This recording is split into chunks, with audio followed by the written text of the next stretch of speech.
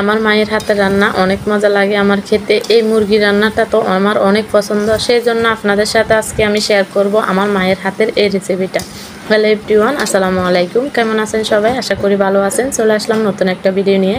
তো আমার আম্মু এই রান্নাটা অনেক মজা করে রান্না করতো, জানি না এত মজা কেন হতো। তো আমি আমার আম্মুর মতো ট্রাই করব। আপনারা সবাই ভিডিওটি দেখতে থাকেন, যদি ভালো লেগে থাকে লাইক কমেন্ট শেয়ার করে দেবেন।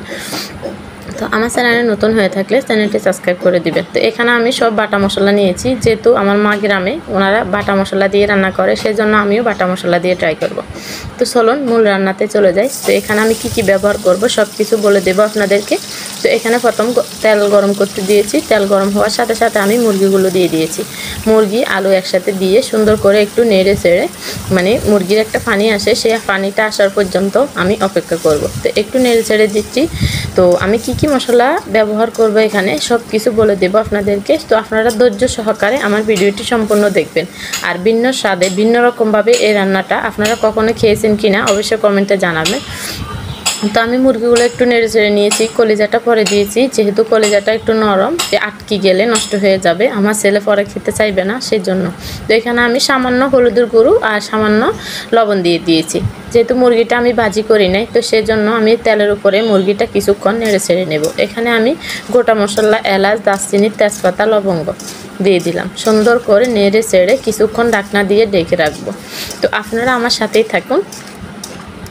তো এখানে সুন্দর করে নেড়ে চেড়ে দিয়ে আমি ঢাকনা দিয়ে ঢেকে রাখবো। মুরগির এক্সট্রা যে পানিটা সেটা বাইর হওয়া পর্যন্ত আমি জাল করে নেব। তো দেখেন অনেকগুলো পানি বের হয়ে আসছে মুরগি থেকে। তো আমি কি করব, এই মুরগি পানির ভিতরে মুরগিটা কষাবো, আমি বাড়তি কোনো পানি দিব না। তো এখানে আমি দেখেন জিরা বাটা আর এখানে আদা বাটা, এই দুইটা মানে মশলা দিয়ে দিলাম। তারপর আমি এখানে দিয়ে দেব রসুন বাটা। দেখেন একদম পরিমাণ মতো গ্রামীণভাবে আমি রান্নাটা করতেছি। আপনাদের থেকে কেমন লাগবে জানি না, কিন্তু লাস্টে আমি খেয়ে দেখেছি মুরগিটা আমার মায়ের থেকে একটু কম হয়েছে। মায়ের হাতের রান্নার তো কোনো তুলনা হয় না, তবু একদম মায়ের মতো চেষ্টা করেছি। তো এখানে আমি জিরার গুঁড়ো দিয়ে দিয়েছি, লাল মরিচের গুঁড়ো দিয়ে দিয়েছি। তো এখানে লাস্টে আমি দিয়ে দিব পেঁয়াজ কুচি। তো সুন্দর করে এখন মশলাটা একদম মিলিয়ে দেব। লাস্টে কিছু গোলমরিচ ছিল, সেটাও দিয়ে দিলাম। সুন্দর করে নেড়ে চেড়ে মাংসের সাথে মশলাগুলো ভালো করে মিক্স করে নেব। আপনারা সম্পূর্ণ ভিডিওটি দেখবেন, তাহলেই বুঝতে পারবেন রান্নাটা কিভাবে রান্না করেছি আর কেমন হয়েছে। হয়তো আপনাদেরকে খেয়ে দেখাতে পারবো না, কিন্তু মানে খাওয়াইতে পারবো না, আমি তো খেয়ে তো দেখাতে পারবো।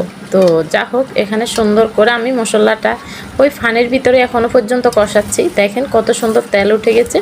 তো এখানে আমি টমেটো কুচি, কাঁচামরিচ কুচি দিয়ে আরও কিছুক্ষণ কষালাম।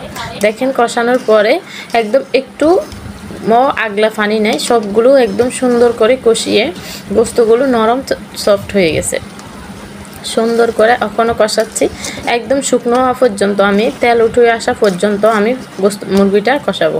তো আপনারা এভাবে যদি একবার মুরগি ট্রাই করেন অনেক মজা লাগবে খেতে। একবার খেলে বারবার খেতে ইচ্ছে করবে। অবশ্যই গোস্তটা ট্রাই করবেন এভাবে রান্না করে। তো যা হোক, এখানে দেখেন একদম তেল উঠে এসেছে, সেজন্য আমি কিছু পানি দিয়ে দিলাম অল্প করে। যেহেতু মুরগিটা আমার সিদ্ধ করা হয়ে গেছে, কষানো হয়ে গেছে, অল্প করে পানি দেব। আমি যেতটুকু ঝোল রাখবো এর থেকে একটু বেশি পানি দেব। তো এই তো কিছুক্ষণ রান্না করে নেব পানিটা দিয়ে, তারপরে ফিরে আসছে। ফাইনাল লুক দেখার জন্য কে কে অপেক্ষা করেছেন। দেখেন কত সুন্দর কালার এসেছে, আর অল্প একটু পানি ঝোল রেখেছি আমি, অনেক সুন্দর হয়েছে।